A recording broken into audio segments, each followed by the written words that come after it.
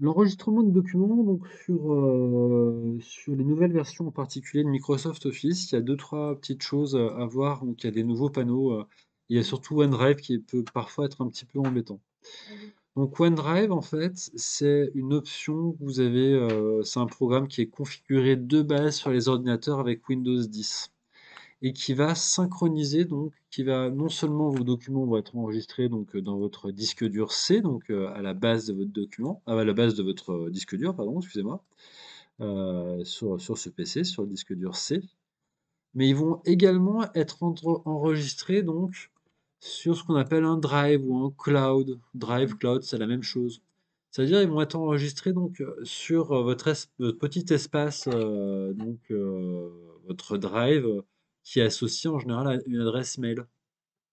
Généralement une adresse soit Outlook, soit Live, soit Hotmail, enfin une adresse du groupe Microsoft. Et il faut se méfier. Alors, parfois, donc, ce OneDrive, par exemple, il va synchroniser automatiquement. Tous vos documents vont être enregistrés aussi en ligne. Alors, c'est pas mal, sauf que si vous avez beaucoup de documents, au bout d'un moment, ce OneDrive, il va être saturé, et ça va bloquer, ça va vous mettre un message d'erreur.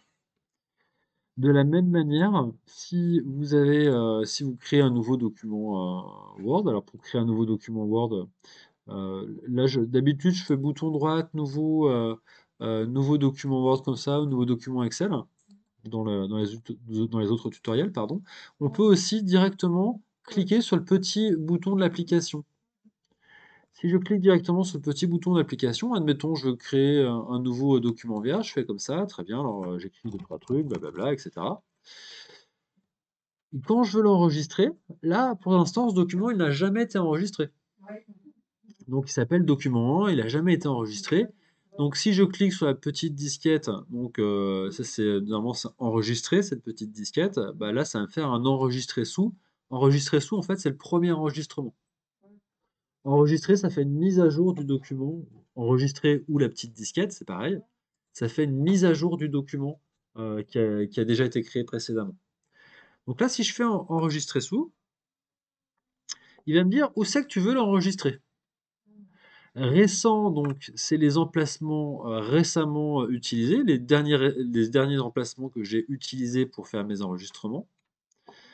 Ce PC ou parcourir, ça revient plus ou moins à la même chose. Je prends souvent l'option parcourir, c'est en fait l'option qu'on avait originellement avec les enregistrements que vous pouvez retrouver sur OpenOffice, etc. Vous aurez généralement un panneau comme ça quand vous voulez enregistrer votre document pour la première fois. Et là, je choisis si je veux l'enregistrer sur le bureau, si je veux l'enregistrer dans mes documents, ou ailleurs, hein. Je choisis l'emplacement où je vais enregistrer mon document.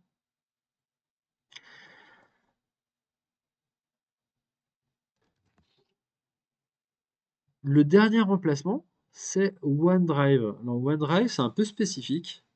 C'est donc on va l'enregistrer non pas en local sur le disque dur de notre ordinateur, mais on va l'enregistrer en ligne dans notre Drive. Un petit peu comme Google Drive. OneDrive, c'est l'équivalent de Google Drive donc chez Microsoft. Donc méfiez-vous bien de l'emplacement. Alors le panneau ressemble pas toujours à ça, mais quand on vous demande d'enregistrer, prenez toujours le temps de regarder où ça va enregistrer. Si vous voyez ce petit logo, c'est peut-être probablement que c'est en train d'enregistrer sur OneDrive. Donc tout dépend de votre manière de travailler, hein. Peut-être que vous voulez enregistrer sur OneDrive, mais la plupart du temps, quand on veut travailler en local, on va cliquer sur parcourir, on va choisir l'emplacement. Moi, je vais choisir par exemple l'emplacement donc, sur le bureau. Voilà, je vais enregistrer ce document que je vais appeler test et je clique sur enregistrer. Hop, je reviens sur le bureau. Et normalement, hop, ça y est, mon petit fichier qui s'appelle test a bien été enregistré. Voilà, donc juste pour conclure, hein, si je tape encore du nouveau texte, j'appuie sur enregistrer, ça fait une mise à jour du document test doc. Et si je fais fichier enregistrer sous, bah là en fait le logiciel va créer une copie du document. Donc là, si je mets test 2, on aura toujours test 1 qui existera toujours, mais j'aurais créé une copie du document. Si je le rappelle de la même manière, si j'appelle toujours test et je clique sur enregistrer, il va me dire bah ouais, il va me dire, alors là, il m'a pas mis de message d'erreur, c'est amusant d'ailleurs. Il va me dire grosso modo, bah, alors sur les anciennes versions, il va vous dire bah, grosso modo, est-ce que tu es sûr, il y a déjà un document qui s'appelle comme ça, je vais le remplacer. Je vais le remplacer. Voilà donc pour cette petite précision sur l'enregistrement des documents. Et regardez bien toujours où vous enregistrez un document hein, pour l'enregistrer de manière logique. Ici, voilà, tous mes documents Word, je les mets dans le cours Word, tous mes documents Excel dans le cours Excel, etc., etc. Alors, cas de figure pour là-dessus, j'ai un document qui s'appelle, je vais avoir deux documents qui s'appellent test. J'en mets un dans le dossier ici Word. Alors, il est déjà ouvert, c'est pour ça qu'il ne veut pas me le déplacer. Je vais le fermer. Ok, j'ai un premier document qui s'appelle test, je le mets ici. Et j'ai un deuxième document qui s'appelle test, qui est là pour l'instant. Je vais un petit peu le modifier, j'ai travaillé dessus. Voilà, blablabla, blablabla, ok, etc. Très bien. Et j'ai complètement oublié que j'avais un document qui s'appelait test dans mon dossier Word. Si je le glisse ici, là, il va me dire, bah, j'ai un souci là, en fait, tu veux mettre deux fichiers qui ont le même nom dans le même dossier. Qu'est-ce qu'on fait? On remplace le dernier que tu as mis, on le remplace, on dit que c'est lui le bon. Est-ce qu'on ignore ce fichier? Est-ce qu'on ne fait pas le transfert? Donc si je fais ignorer, là, il se passe rien, il annule le déplacement. Euh, Si, ou alors je peux lui dire, on va comparer les deux fichiers, on va voir ce qu'il en est. Et là, il me dit, bah voilà, il y en a un qui a été fait à 15h18 et l'autre qui a été fait à 15h20, lequel tu souhaites garder. Donc voilà.